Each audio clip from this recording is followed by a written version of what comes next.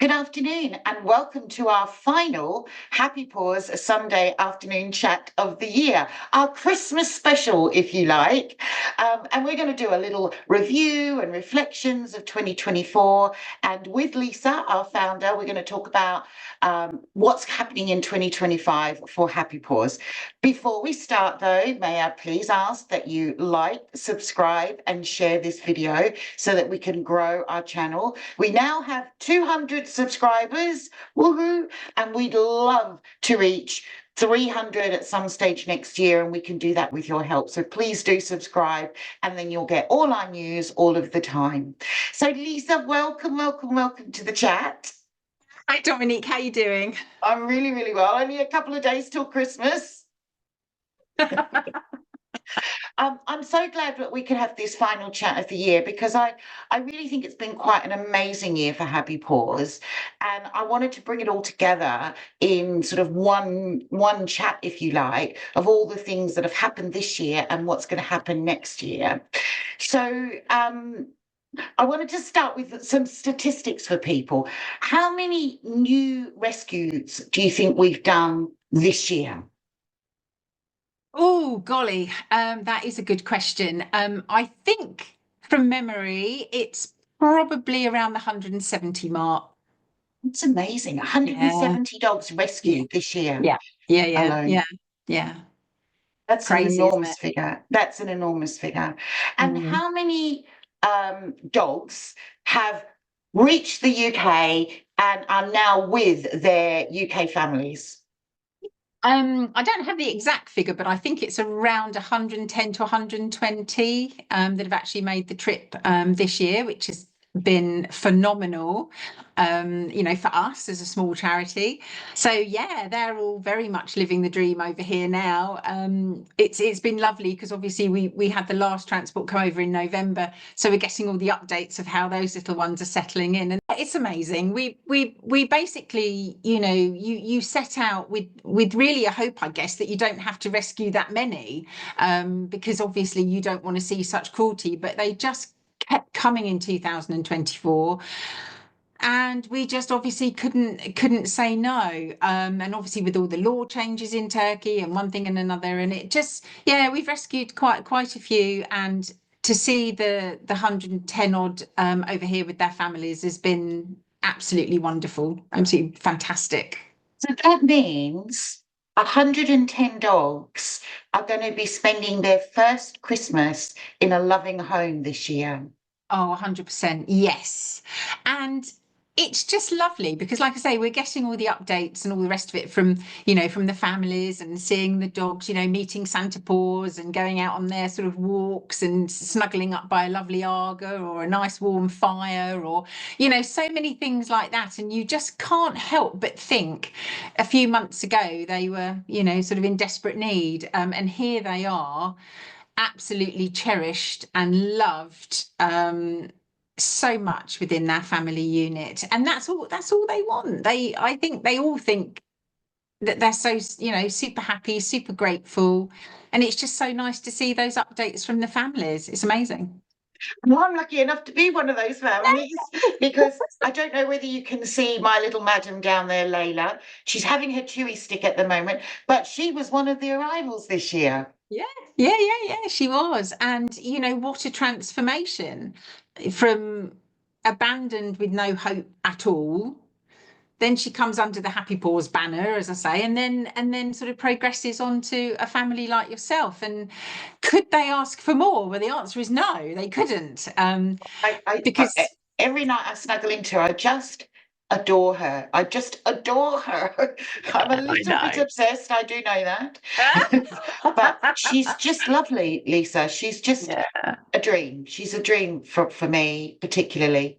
And I think she's enjoying life. I think think so too. I think so too. And that's what it's all about. It's just changing their futures, because they have really, I guess, no future. It's a future of survival in Turkey. They have to fight every day, and it's tough. But obviously under the care of the charity and the amazing support, we're able to, bring little ones like Layla over and make their dreams come true, which is what we're all about. And of course, this year was a really big year because we had our 10th anniversary appeal. Happy Paws turned 10 this year.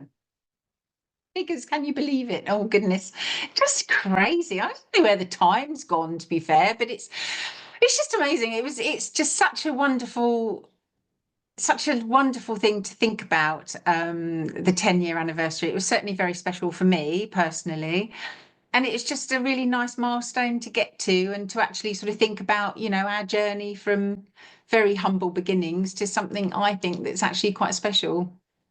It certainly is. And we did launch the appeal, and I know, because I managed it for you, that we had over 300 people give to that appeal, from £5 to £1,000, which was just amazing that so Yeah. many people, above and beyond the support they normally give us, helped with that appeal. And we raised a really lovely sum of money, didn't we?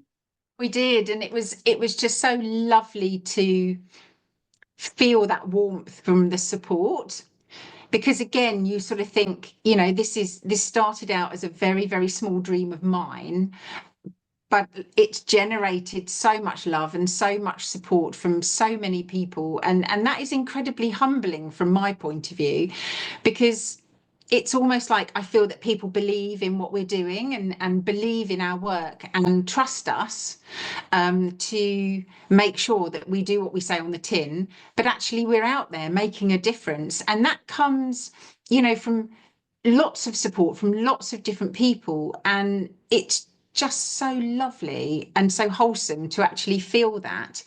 And that's what really made that appeal so incredibly special to me, because I thought, actually, people do believe in our work, and it just really gave me that sense of warmth inside to think, yeah, we are doing it right. That is a lovely thing to feel, because it's about keeping the charity going, isn't it? It is, but it's also about, it's not I never see Happy Paws as like my charity. I see it as a family. So we've all got that part to play, and it's very important to us that everybody feels engaged. And I think we do that. I think we try to keep people as up to date and engaged as we possibly can, to make sure that everybody feels part of it. And that's where the success, I think, has grown over the years, because our Happy Paws family has just grown, and people see that if they donate, their money gets spent, on the Goldens and this and that, and animal welfare. And people are just so incredibly kind, and it's an amazing feeling. And I hope it continues well into the future, and that we can, sort of like feel that we're doing the right thing. We're doing it right for everybody, and that everyone still enjoys it into the future. Definitely. Yeah. Of course, this year we did you did our largest rescue ever, didn't you? I'm still recovering. Oh golly, that was like the crazy times of 2024. That will go in when I do my memoirs. That will be chapter 55, the Operation STIG. I think the chapter will be at least 100 pages long there. That was incredible though. That really showed I think the whole team showed their commitment to the breed that we all love, and the way the Happy Paws machine just like flew into action to actually get that sorted was incredible. It was the most remarkable feeling, because even I thought, are we going to do this? Is this going to happen? But I needn't have worried, because everybody just pulled together. Everybody worked incredibly hard. It resonated with everybody what we were trying to do, and it really was a matter of life and death. It was that desperate at that particular time. And of course the lottery was the biggest lottery ever for that time. I think poor Anne was on her knees with the lottery. It was an incredible response, wasn't it? Yeah, it was just mind-blowing. I mean, again, I thought, look, if we raise a bit, that would be great, and then we'll get these dogs out and we'll worry about it later. But I didn't have to worry, because the Happy Paws supporters stepped right up and smashed it out of the park, and that's why we were able to rescue more than originally we thought, because it ended up at, I think, 32. I think we got out. So Operation STIG in July this year rescued 32 dogs in 1 month. Yeah. That's incredible. It really was. But like I say, it was like the whole team, just literally from the UK and Turkey, everybody pulled together, everybody stepped right up to the plate. I didn't think the team could be more gelled together than they were before that, because we're a pretty tight team anyway.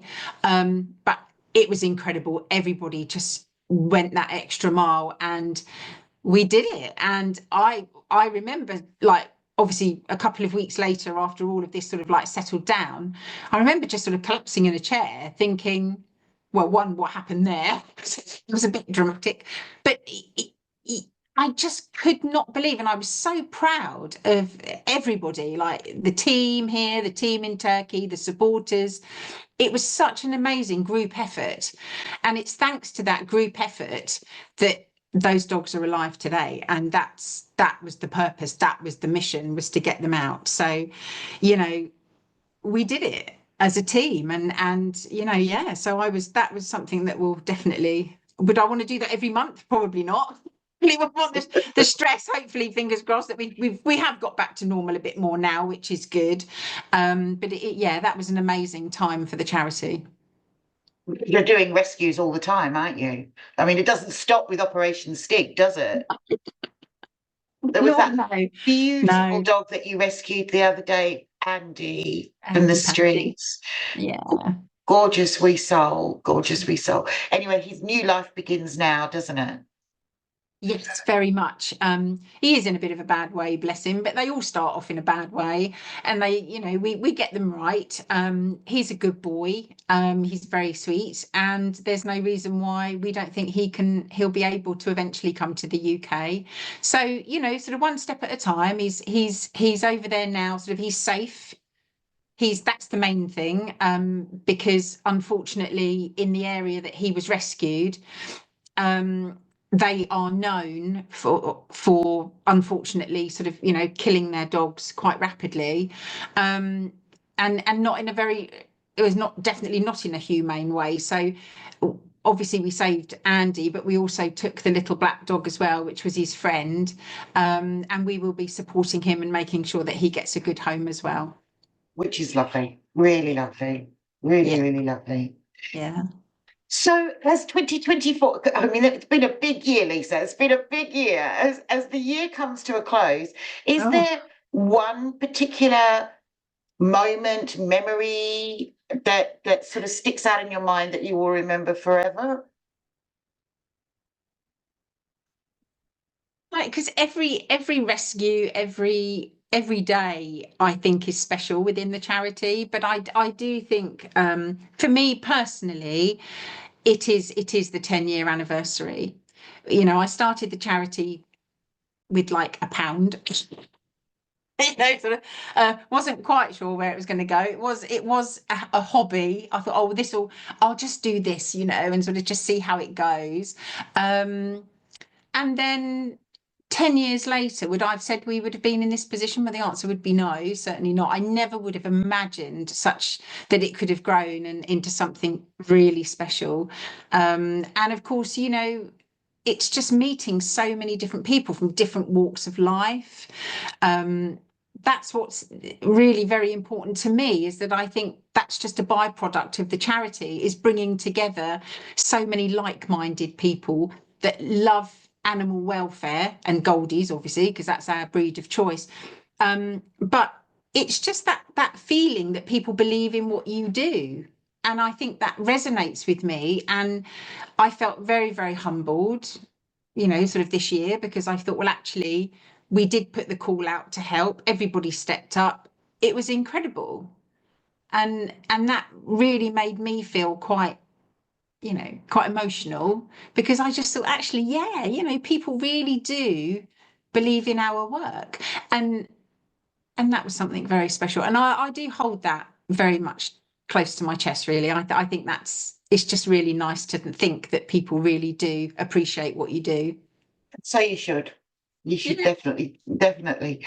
So that's the reflections on Oh, golly. 2024. But in 2 weeks' time, we start 2025. So what are you looking forward to? What's new? What's happening in 2025 for Happy Paws? Obviously, we've got all of our transports. We know who's coming in. We're working hard to find families for our dogs, and we're actually rehomed now up until March, which is incredible. So the next few transports, all the families have been sorted out for our little ones, and they will be arriving. So the next lot will come in sort of mid-January, which is great. And then we don't do any in February because it's too snowy to do transports. But then we start again in March, where we hope to get about 17 out in March. So that's really good. So lots going on there. And also we have our Happy Paws walk Did you another again. one? Yeah. Which I'll be dragging you into Yes, definitely. Layla and I will be there. as our videographer extraordinaire. I'm learning. Definitely. So, sort of, yeah, we've got that really to look forward to, because that was so incredibly successful last year. So we thought we'd do it again. And Claire at Pridelands Kennel said, yeah, come do it again. So that was great. Is that in May this year? Yes. So the sun might be shining. That's what we thought. Yeah, we thought You never know. Yeah, it was a bit late, like this year. So hopefully the sun will shine on us, and people will attend that. But really, I think we're really at the pinnacle, really, of where we want to be at Happy Paws, i.e., in our facilities. We've got everything: the vet centre, the play park, this, that, and more. We've done all that. So there will be maintenance on that. But what I really hoped in 2025 really is to encourage other charities to come on board with us and that rescue other breeds, because obviously we're Goldies, Cockers and whatever, Labradors, whatever. But we've got obviously Megan who does setters, we've got Kath who does Cavaliers. We'd love to find some other people to help us with the other breeds that might be able to come to the UK, that maybe we can't bring them, but we'd like to partner up with other charities that maybe can. So it just gives another dimension to the charity, really. That Well, raise loads of money, millions and millions and millions and squillions, and hopefully one of our families might win the lottery or something. you never know. You never know. That'd be amazing. But yeah, so yeah, lots going on, lots planned. And then I think you said in the last video we did that from March you'll be starting to look for homes for the Operation Stick dogs as well. Yes, I mean, can you believe it? That will be so exciting. We've actually, I forgot, but we've actually terrible. But we've actually got 2 boys coming over in March that I've just rehomed this morning. So Archie and Charlie will be coming over. And They're they're stick the dogs. two. Yes, they are 2 Oh stick my dogs. Yeah, goodness. yeah, yeah. I forgot about that. I just thought, oh yeah, they were. Yeah. So they'll be coming over in March. Not quite sure when, because they'll be flying in, but yeah. So that's exciting. So that would be the start, and then April, May time. That's when the rest of them will start sort of piling in. It's going to be super exciting. Really, really exciting. So it's that sounds like it's going to be another big year for Happy Paws. It never stops, does it? No, it doesn't. And it's just like I always say, it's like that emotional roller coaster. It's you go from your highs and your lows. In one day you can go through a plethora of emotions, because you get the Andes that are struggling and on the street, and then then you'll see Layla snuggled up in her bed. So you've got that totally incredible roller coaster, which just is on repeat. All the time. It's great. You see the worst of people, but you also see the best of people, don't you? 100%. And I do feel I do feel that it is a battle between good and evil, really. It really is on a daily basis. It's, you know, you have got the really good guys on our side, and then you've got the horrible people.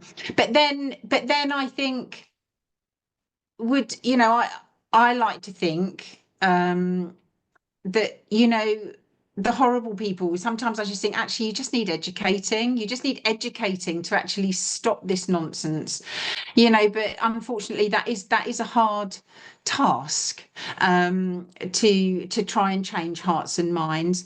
But I think in our own little way, we have made a significant difference to animal welfare, not just for our dogs, but for many countless other hundreds, if not thousands, of other dogs that would never have had any chance of any life without the support of Happy Paws. And that sits very comfortably with me, and I just hope that that really does continue. I think it does. I think it does.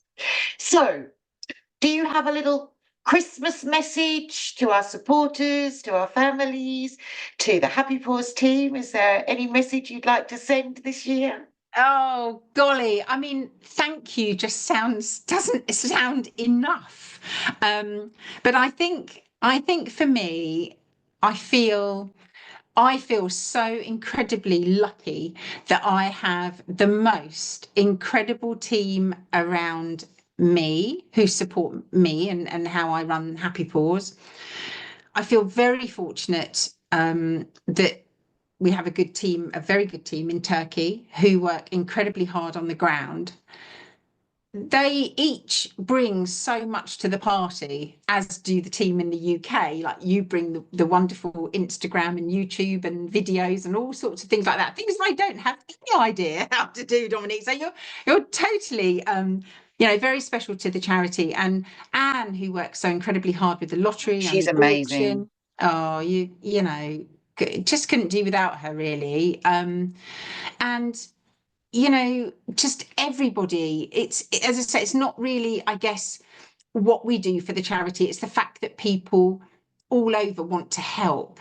They want to be involved. And I will never say no to anybody wanting to help the charity, because I think again, it doesn't matter what you do for any charity, but just do something, you know, just a little something goes actually quite a long way.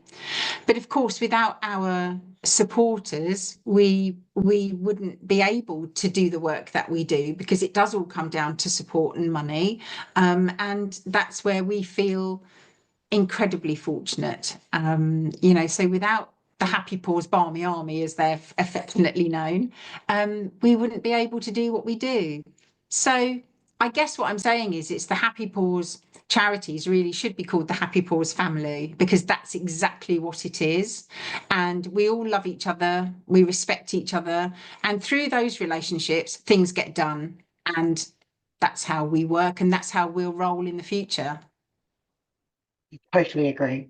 Yeah. I totally agree. Well, I guess the only thing we need to say now to everyone is Merry Christmas.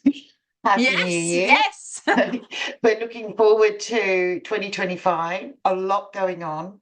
I'd personally like to thank everyone who's supported our YouTube channel. It's been a new thing for us, our Sunday chats, and posting shorts and videos and all sorts of things on YouTube. So thank you to everyone who's subscribed. Please share and like the video and leave a comment or whatever you need to do. It really helps the logarithms. And Lisa, thank you for my little girl, Yeah. which is is the biggest Christmas present I could ever have. But also thank you for everything you do for the charity. I know Oh, that you thanked everybody else, but we want to thank you too, for everything that you do. oh, And we want to thank everybody who supports our work, because it's incredible. If you would like to support our work, all the links to social media and our website will be in the box below. I always make sure they're there. And I want to say Merry Christmas, Happy New Year, and we will see you next year, won't we, Lisa? we certainly will, yes. And from the bottom of my heart, Dominique, to everybody, thank you so much. Your support is so welcomed, and I wish, from my family to all of you, thank you so much, and we do wish you a very happy Christmas. Bye, everyone. Yeah.